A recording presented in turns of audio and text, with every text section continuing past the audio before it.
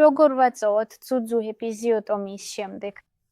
დედას არ შეუძლია დაჯდომა, მას არ შეიძლება ზეწოლის მოხდენა. ამიტომ ნახევრად-ცოლით მდგომარეობაში, როცა წოლით კვება არ გამოდის, ვიყენებთ ნახევრად-ცოლით პოზას.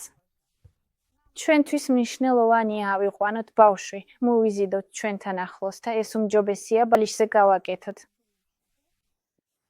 და თითქოს ნახევრად მჯდომარე მდგომარეობაში ვიწყებთ ბავშვის ძუძუზე მიდებას.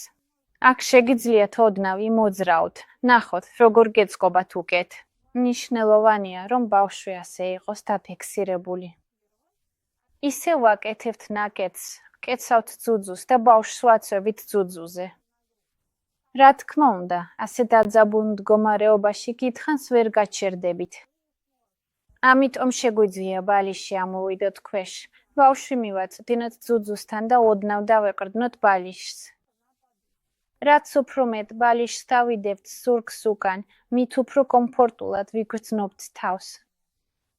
ეპიზიოტომიის შემდეგ ქალებს არ შეუძლიათ დაჯდომა, ამიტომ შეგვიძლია დავჯდეთ ისე, რომ ერთ ბარძაღზე დავეპრდნოთ.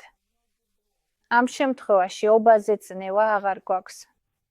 ბავშვის კვება შეგვიძლია ან ცოლაში, მაგრამ ეს ყოველთვის არ გამოდის, ამიტომ თავიდან ვიყენებთ იღლის პოზას, რაც თითქმის ჯდომის ვარიანტია. კიდევ არსებობს ვარიანტი, როცა ვიღებთ ანატომიურ ბალიშს და ვჯდებით მასზე, ის შიგნით ვრმულია.